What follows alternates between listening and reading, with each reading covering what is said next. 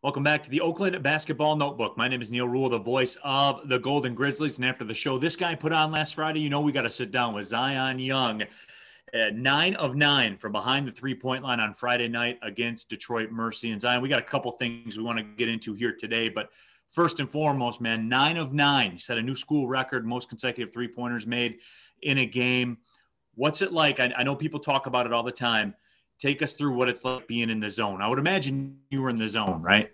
Yes, sir. Yes, sir. So going through the game, I was just going through, the protocols of everything, just making sure I had my mechanics down. And then going in, I just felt good in the warm-up lines and everything. And I was like, you know what?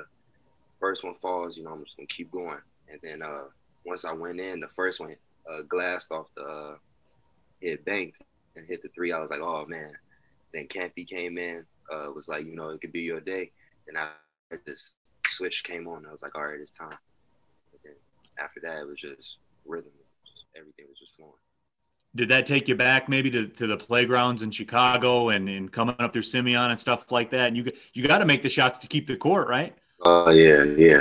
So once the first one and the second one fell, I was like, oh, yeah, it's time. And then Jalen finding me and my teammates, Kevin, Rashad finding me. I was like, oh, yeah.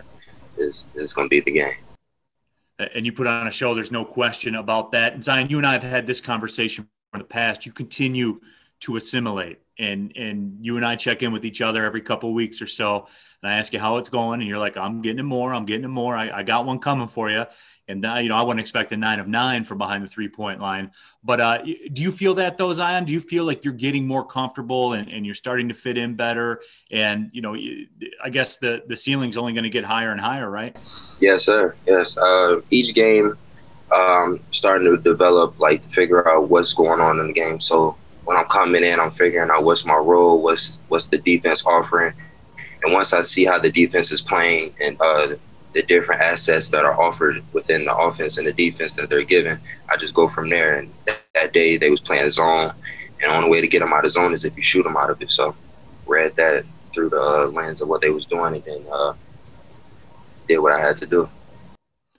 Zion, when you look at it from that perspective too, it's amazing to me to hear you talk about that. And you say, hey, we come out there, we size up the defense and see where we go from there. And you're more than cool. If it's not your setup, if it's not your situation, then maybe it's Rashad's time. Sometime maybe it's Jalen's time. I mean, you don't really see that all the time in today's day and age of basketball. But I know you've told me this on many occasions.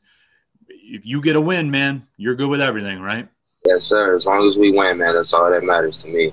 Everything, winning solves everything. So as long as you win, that's all that matters.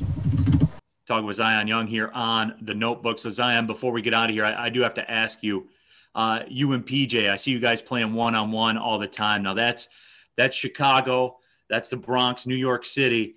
Which city prevails in those scenarios? Chicago against New York City. Who comes out on top? Chicago wins every time. Chicago wins every time. PJ knows this. Philadelphia knows this. You cannot be in a one-on-one. I love it, Zion. Well, certainly, man. As always, I appreciate your time, continued success, and we'll be checking back in. You know that. No problem. Appreciate you guys.